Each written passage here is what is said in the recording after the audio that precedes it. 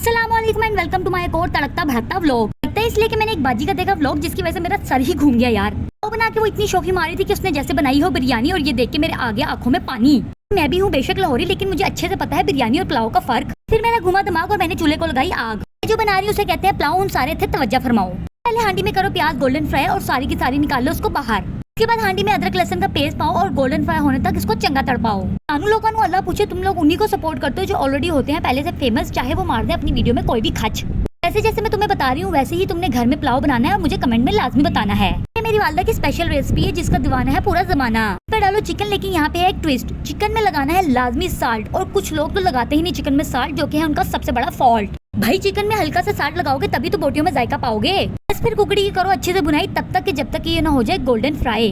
गौर से देखो, golden fry इस तरह होता है और उसके बाद ही उसके अंदर कुछ डालना है। इसके बाद वही टमाटर और हरी मिर्चों को हांडी में पाओ और चम्मच को अच्छे से चलाओ। इसके बाद निकालो अपने फ्रिज से थोड़ा सा पुदीना और वो भी इसके अंदर पाओ।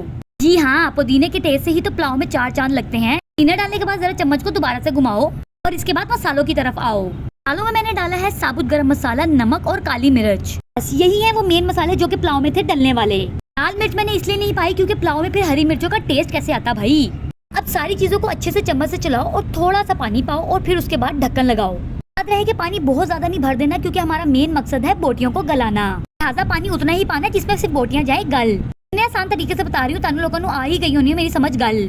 5 मिनट के बाद ढक्कन उठाओ और उसकी करो अच्छे से भुनाई। भुनाई तब तक करनी है जब तक कि इसके ऊपर ना आ जाए ऑयल। उसके बाद हांडी में चावल पाओ और यहाँ पर गौर फरमाओ। पानी बस इतना ही डालना है कि तुम्हारी फिंगर की डूबे। सिर्फ एक टिप, सिर्फ पुलाव में पानी के डालने के ना अंदाजा की वजह से ही पुलाव खराब हो जाता है। जब भी पुलाव बनाना मेरी ये फिंगर टिप वाली बात को लाजमी दिमाग में लाना। मैं अब चावलों को लगाने लगी थी दम।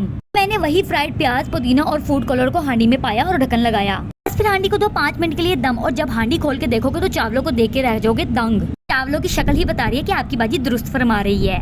जी पुलाव तो मैंने बना लिया, लेकिन इसके साथ होता है कंपलसरी रायता, जिसको बनाना मेरे दिमाग से ही निकल गया। टाइम पे मुझको याद आया और मैंने इंस्टेंट रायता बनाया। कप में मेरे पास पड़ी हुई थी हरी चटनी जिसे मैंने दही में मिलाया और रायता बनके मेरे सामने आया। फिर मैंने प्लेट में निकाला पुलाव और सबको आवाज मारी कि आके खाओ।